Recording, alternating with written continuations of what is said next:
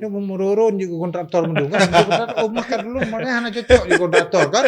Orang Aceh itu persoalan dengan Indonesia itu ada dua. Apa itu, Pak?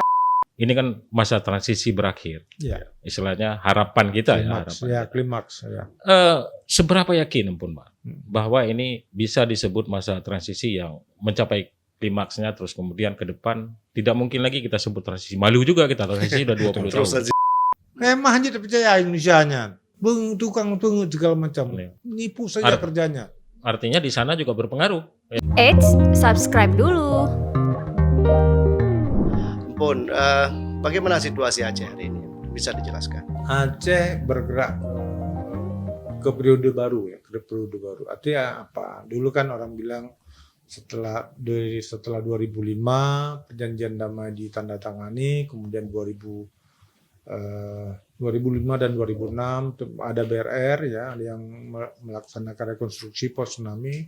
Kemudian 2007 terpilihnya Irwandi Yusuf sebagai Gubernur Aceh, kemudian dilanjutkan dengan Dr. Jenny, dan ini masa-masa yang dianggap masa-masa transisi. Ada persoalan besar di sini adalah transisi dari masyarakat konflik ke proses perdamaian. Ini membutuhkan sebuah energi tersendiri, dan ini yang mungkin pada saat ini kita lihat sekarang terpilihnya Muzakir Manaf ya dan Fatullah ini kita harapkan masa transisi ini akan berakhir setelah 20 tahun karena kita nggak mungkin juga hidup dalam terus-terusan masa transisi ya. Jadi saya mendukung ini. Kenapa misalnya salah satu alasan saya mendukung Muzakir Manaf di Fatullah supaya ini menjadi klimaks. Aceh harus pada klimaks. Tidak boleh lagi 5 tahun ke depan atau setelah 2029 atau 2030 nanti Aceh masih dalam transisi. Berapa lama transisi? Ini nggak boleh gitu. Dan ini yang saya kira pemahaman ini bukan hanya pada level saya atau dan masyarakat, tapi juga pada mata kumatan juga pada level pengambil kebijakan misalnya. Wali negara misalnya Wali Nanggrom misalnya. Malik Mahmud juga paham bahwasanya ini klimaksnya dari proses keterlibatan kombatan atau mantan-mantan pejuang ke dalam proses tata kelola pemerintahan Aceh. Dan bagaimana mereka sebenarnya bisa mengelaborasi ini dari cita-cita mereka yang lama yang memang kemudian diintrup oleh beberapa peristiwa termasuk tsunami segala macam sehingga terjadi perdamaian dan tidak terjadi kemerdekaan. Dalam konteks kekinian, ke situasi yang ada setelah MOU ini, apa sebenarnya yang menjadi cita-cita yang bisa dielaborasi ke depan untuk tentu pada basicnya adalah untuk kemakmuran dan kesejahteraan bagi rakyat Aceh. Itu saya kira yang menjadi entry point. Dan kalau kita lihat misalnya dari konteks hubungan pemerintah pusat dan daerah, kita ini adalah periode ketiga misalnya yang kita bisa lihat hubungan antara pemerintah Aceh dan pemerintah pusat itu mesra. Ada masa dulu pada masa Pak Muzakir Walad, beliau gubernur, itu bagus hubungannya. Ya. Ada PT Arun segala macam, mobil dan segala macam waktu itu. Kemudian ada pada masa Pak Hasan. Dan sekarang ada pada masa Pak Muzakir Manaf bersama dengan Presiden Prabowo. Nah, bagaimana kesempatan ini kita manfaatkan secara maksimal untuk kepentingan Aceh? Karena begini, kalau saya lihat, saya dengar atau saya baca ya statement Pak Prabowo ketika menerima Mualim Dekfat di Istana Negara, dan itu saya kira sebuah simbol yang bukan biasa. Artinya mengucapkan selamat kepada seorang pemenang pilkada itu di Istana Negara. Itu bukan persoalan biasa. Kalau saya lihat itu bukan persoalan biasa. Artinya apa? Ini kan simbol negara. Istana negara itu nggak boleh digunakan sembarangan.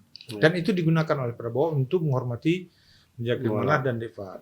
Dan ada statement beliau ketika itu yang saya ingin elaborasi itu lebih dalam ya. Mudah-mudahan bisa. Beliau ingin hubungan Aceh dan Jakarta itu menjadi hubungan pusat dan daerah yang menjadi role model, hubungan pusat dan daerah. Ini elaborasi yang kita harus elaborasi sedemikian rupa ya, Sehingga ini menguntungkan buat Aceh juga menguntungkan buat Jakarta. Artinya kita juga mengikis soal-soal yang ada. Kita nggak ingin lagi. Ini kita sudah 2 kali berkonflik sama Jakarta. Jangan sampai ketiga kali. Jadi ini mungkin masanya kita elaborasi itu, kita bentuk sistem sehingga kalaupun terjadi Potensi karena konfliknya, potensi berpisahnya harus bisa Aceh dan Indonesia itu dideteksi. memang terjadi secara alamiah gitu. Ya. Tidak lagi berdasarkan ketidakpuasan atau ketidakharmonisan hubungan antara keduanya. Oke. Saya kira Jelas ya. Jadi Jelas. kalau Empun Man hadir jelas ya. Jadi bukan hanya bicara masa lalu tapi bicara masa depan juga. Ini udah Tapi kalau bicara masa lalu, Pak Adi harus sampaikan sedikit. Bagaimana bicara sosok Empun Man kan harus Sayuti dengan kawan harus tahu nih. ini kalau masa depan udah habis nih. Kalau gini jawaban ampun. Masa Tapi, lalu untuk ya, pembelajaran Pak Adi. sebelum Insya masuk ke Allah. masa lalu sedikit, ampun Man. ya. Saya hanya ingin memastikan, ampun Man tadi bahwa menyebutkan ini kan masa transisi berakhir. Ya. Istilahnya harapan kita Klimaks. Ya. Seberapa yakin ampun Man Hmm. bahwa ini bisa disebut masa transisi yang mencapai klimaksnya terus kemudian ke depan tidak mungkin lagi kita sebut transisi. Malu juga kita transisi udah 20 tahun. Terus transisi, ya. Itu seberapa yakin ampun Man dan melihat berdasarkan pengalaman ampun Man yang telah sejak masa konflik ya dalam melihat pemerintahan dan ikut dalam pemerintahan. Karena kalau pemikiran saya masa transisi itu malah justru terjadi persis ketika Abu Dotto dan Mualim memimpin pemerintahan di tahun 2012 ya. Karena di DPR waktu itu juga ada Bang Hasbi Abdullah yang merupakan adik dari Abu Dotto dan sangat kuat pada saat itu. Sama persis kuatnya seperti saat ini. Tetapi pada saat itu nggak terjadi, klimaks transisi nggak terjadi. Saya mau memastikan seberapa yakin ampun Man berdasarkan pengalaman. Memang pertama Karena kalau misalnya ampun Man wartawan senior ini berat. ini ampun. Kalau Berat. misalnya ampun Man nggak yakin, bagaimana saya dan Abdi secara umum itu yakin? Seperti itu. Saya kira gini, kita harus yakin ya. Kita harus yakin dan percaya. Saya melihat beberapa potensi atau beberapa Peluang, ya. sinyal dari kemauan daripada Mujikir Manaf terutama ya, Pak Gubernur terutama ya, dan juga Pak Wakil Gubernur itu untuk membangun Aceh itu besar. Ya. Bahwasanya beliau tidak berasal dari birokrasi, mungkin dalam pengalaman pemerintahan mungkin masih minim segala macam. Itu tantangannya. Ya, tantangan. Atau lingkungannya yang mungkin agak berwarna gitu ya. Itu tantangan yang ada. Tapi saya melihat modal beliau yang ingin membangun Aceh itu besar.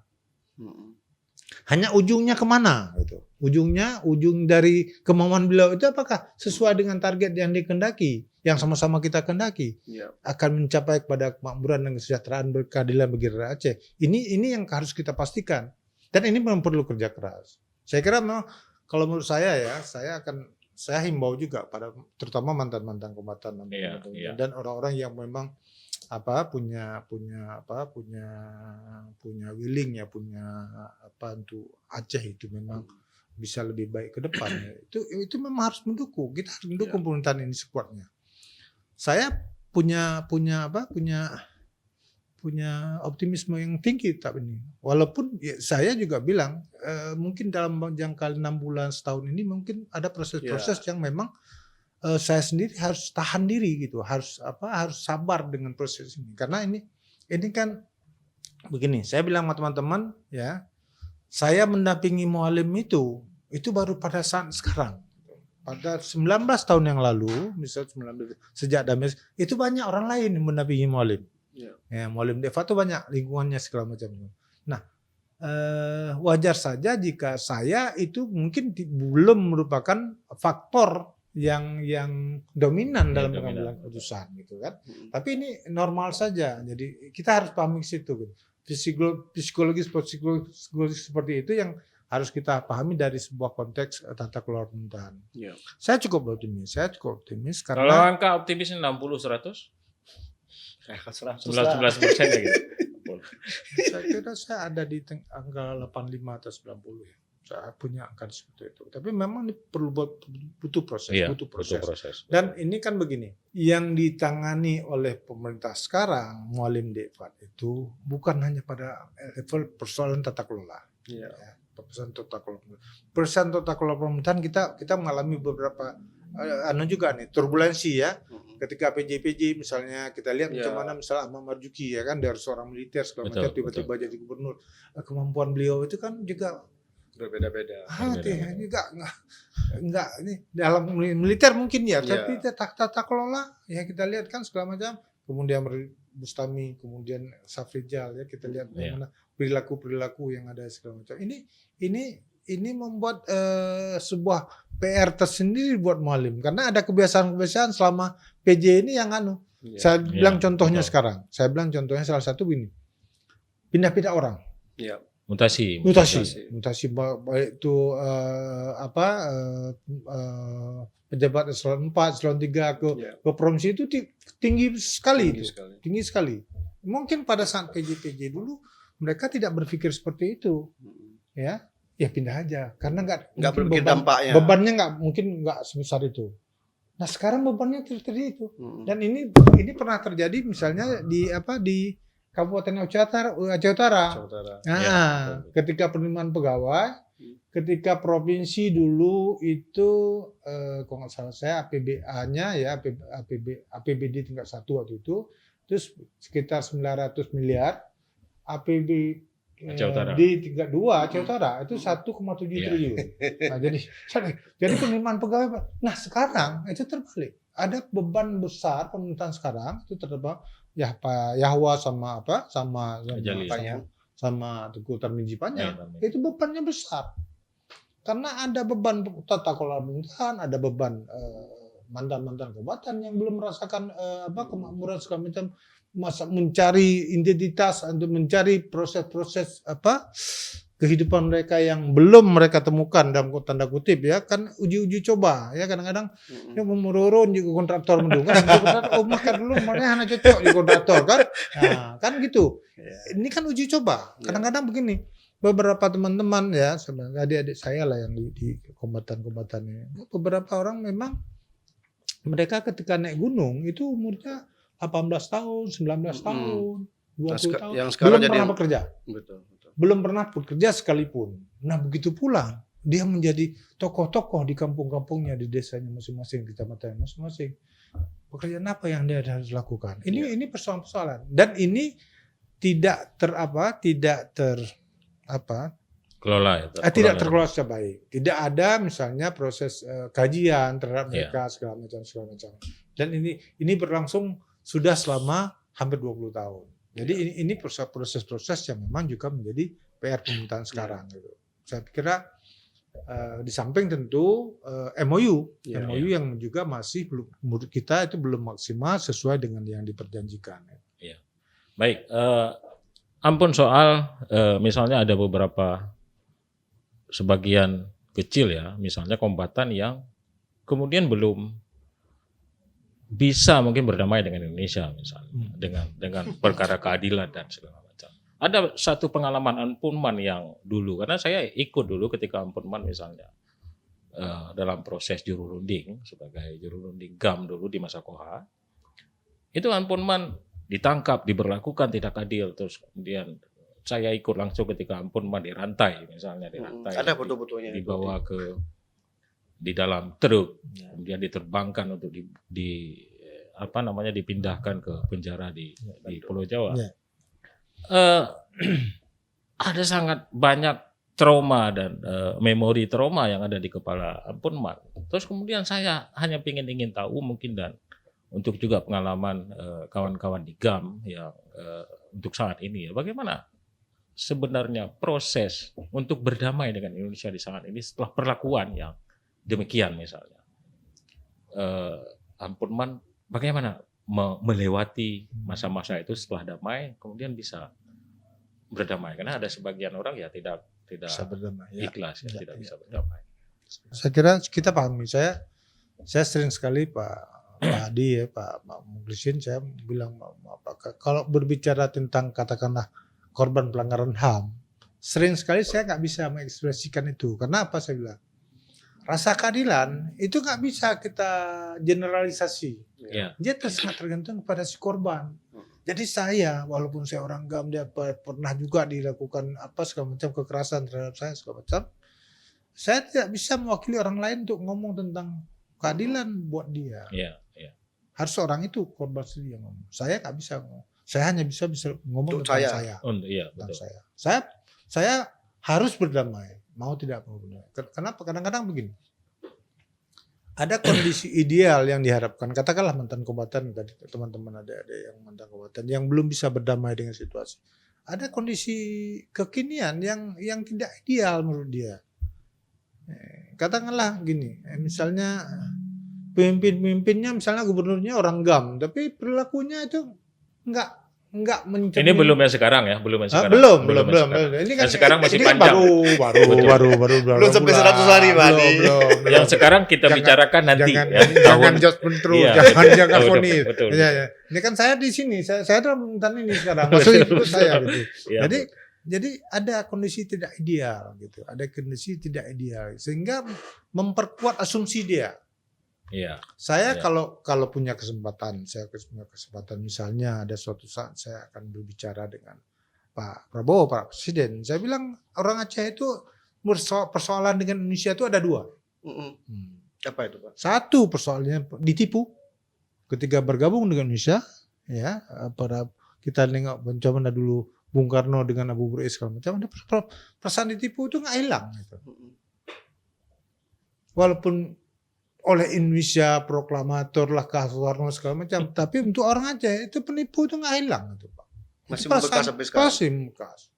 Artinya apa? Dalam konteks keindonesiaan selalu ada persoalan ingin dikamuflase orang Aceh itu seakan-akan merasa ditipu. Ini kan soal orang Aceh. Karena buat orang Aceh saya saya sering ngutip apa peribahasa ya, tapi saya nggak tahu dalam bahasa Acehnya, Pak. Kalau berjanji itu ibarat kata-kata yang dipahat di batu, tulisan yang dipahat di batu. Iya, Itu peribahasa Aceh. Lama hilangnya. Nggak hilang dia. Tulisan tapi Iya. babate menang itu kira-kira gitu. Ya, itu begitu kuatnya sebuah janji buat orang Aceh. Yang ya perasaan yang kedua itu merasa dijajah oleh Indonesia. Iya.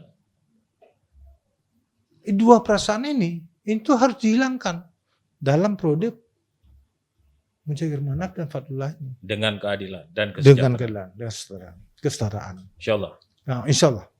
Saya berpikir kalau ketika Pak Prabowo kemarin ngomongnya tentang mengelaborasi hubungan, dia sangat berharap hubungan Aceh dan Jakarta itu menjadi role model hubungan pemerintah pusat dan daerah.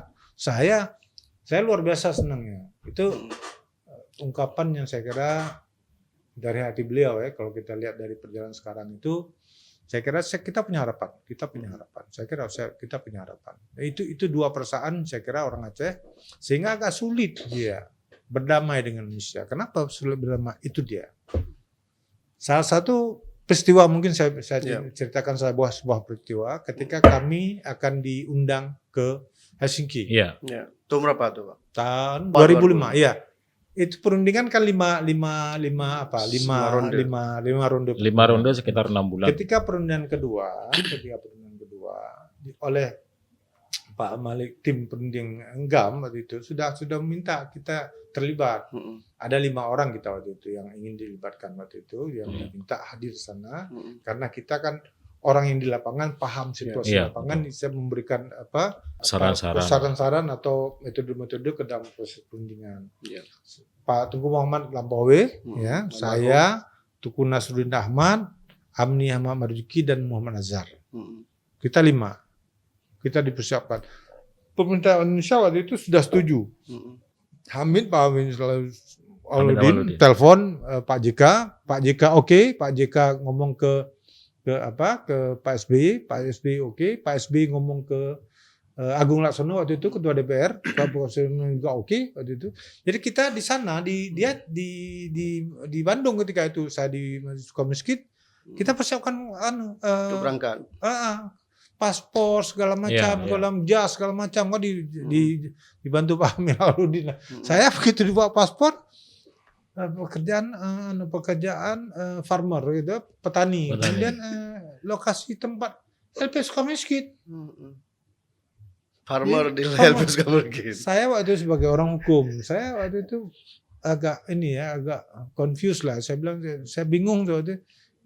Bingung dan marah. Enggak. Oh, Ini enggak hal marah. yang nggak mungkin sebenarnya. Bagaimana seorang narapidana politik kan kami ingkrah. Saya di 13 tahun tuh sudah ingkrah di Iya, Mahkamah betul. Agung. Nggak ada upaya lain kecuali upaya lain PK, tapi agak sulit PK atau saya sempat juga terwaris untuk minta gerasi ya. Gerasi. Saya bilang saya nggak mau gerasi karena gerasi itu kalau menurut saya itu Mengakui. pengakuan bersalah gitu. Saya nggak mengaku bersalah gitu. Saya nggak ada kesalahan saya. Nah, dalam proses itu Pak SBY tiba-tiba nelpon minta persetujuan dari Ketua Mahkamah Agung waktu itu Pak Bagirmanan. Ya, Nah. Pak Bagir. Pak Bagirmanan nggak setuju. Nggak setuju. Nggak bisa. Ribut di sana. Di Helsinki. Puding yang ketiga itu hampir batal. Hampir batal. Ini informasi. Dr. Jenny. Iya, informasi baru. Wah, nggak mau- Ini informasi-informasi ini nanti kita tulis ampun. Yang Dr. Jenny ngamuk 1000. Memang aja percaya Indonesianya. Tukang pungut segala macam. Iya. Nipu saja kerjanya.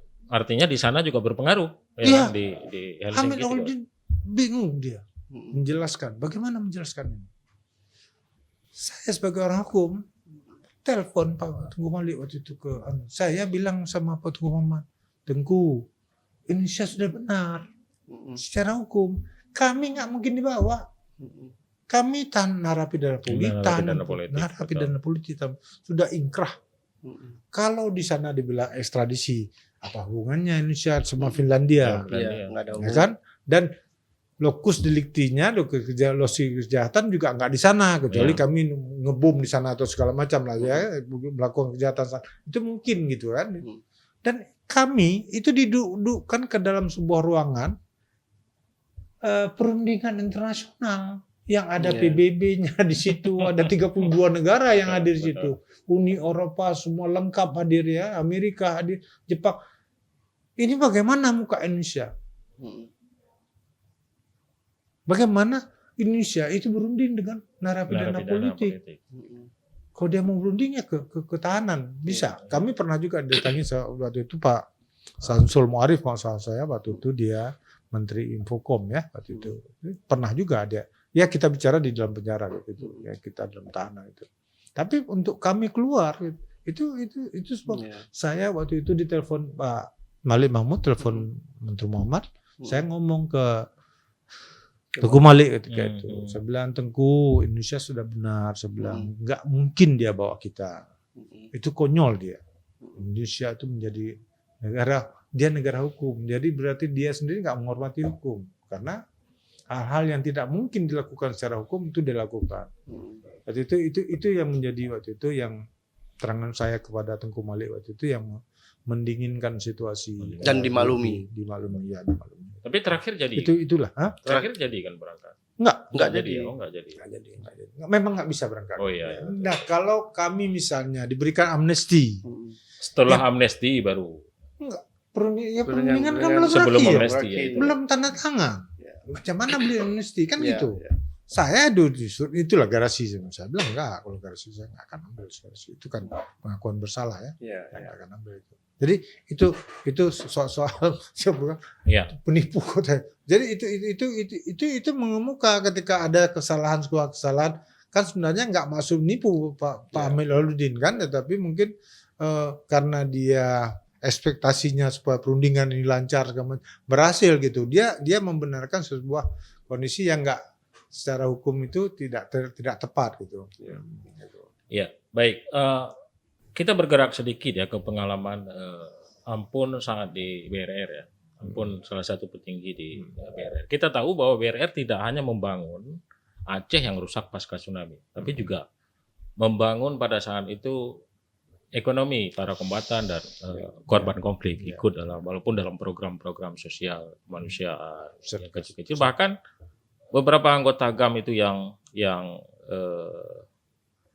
pada saat itu yang dianggap mampu bahkan ditarik sebagai tim komunikasi ya kalau nggak salah saya di kabupaten kota pada saat itu. Seharusnya kan setengah selesai ya kita bilang ya, setengah selesai keinginan mereka, bukan keinginan tapi berdamai ya, setengah selesai dengan berdamai dengan Indonesia itu tadi. Tetapi kemudian muncul lagi sehingga ada beberapa kisruh dalam riak-riak kecil itu ada di beberapa daerah. Kalau kita tanya ya mereka belum ikhlas, Bagaimana pengalaman pada saat membangun BRR itu khususnya terkait dengan perbaikan ekonomi masyarakat yang ampun Bang lihat, termasuk ke kombatan GAM dan para korban konflik.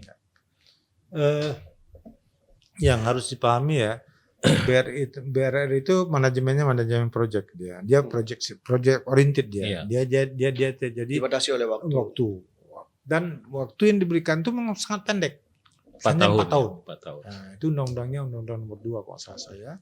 Perpu nomor 2 ya, undang-undang nomor berapa gitu ya. Itu diberikan hanya 4 tahun. Sehingga memang ketika pemberian 4 tahun banyak juga negara-negara ya di dunia ini mempertanyakan kenapa singkat gitu. Sehingga kita tidak bisa menyentuh persoalan yang berhubungan ekonomi jangka panjang. Iya. Jadi hanya bisa shortcast begitu ya, memberikan gitu. Kemudian dampaknya, saya misalnya ada memberikan koperasi ketika itu untuk kombatan itu, saya minta uang Pak Kuntoro karena gini, kita uang berlebih waktu itu, berlebih uangnya. Malah terakhir itu kalau kita boleh bilang masih ada sekitar 6-7 triliun lagi komitmen. Kalau ada juga orang bilang, oh sisa peng BRN-nya kayak Pulau Jakarta, nggak begitu deh. Karena begini, APBN ada juga dalam uang BRR itu ada. Jadi ada komitmen dan komitmen itu dari negara-negara donors itu harus dicairkan, itu dengan program. Iya, betul. Sebenarnya saya sudah sempat memberikan beberapa pandangan ketika itu kepada BKRA. Kan ada setahun itu kalau salah saya Badan Koordinasi Rehabilitasi Aceh yang diketuai Pak Iskandar waktu itu, Iskandar ya. Tapi saya nggak tahu kenapa, saya nggak terlibat karena Pak Irwandi yang nunjuk waktu itu. Sebenarnya bisa 6-7 triliun lagi bisa, tapi ternyata saya nggak paham lah ya. Ternyata itu nggak ada. Jadi kondisi pembangunan ekonomi ketika BRR itu memang singkat aja, padat. Dia nggak bisa jangka panjang. Kita bentuk koperasi ketika itu ada 60 koperasi untuk seluruh kombatan waktu itu bersama rakyat karena begini, mandat kita itu bukan untuk kombatan. Iya, betul. Mandat kita itu untuk korban tsunami. Itu jelas. Tapi saya waktu itu mencari cara dengan Pak Kuntoro karena bagaimanapun beberapa kombatan kan juga jadi korban tsunami kan. Saya bilang bagaimana?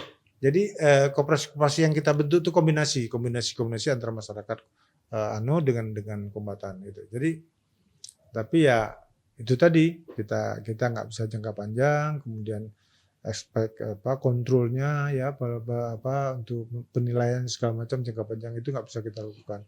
Sehingga memang dia sekarang saya kira memang walaupun ada membekas mungkin tapi tidak terlalu inilah gitu.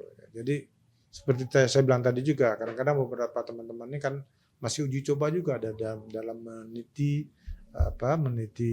mata pencarian, mencari mata pencarian segala macam. Ini masih kalau dalam tinju itu hit and run ya. Dicoba dan gagal gitu ya, coba lagi gitu. Itu masih seperti itu. Jika video ini bermanfaat untuk Anda, silakan subscribe, like, dan nyalakan loncengnya.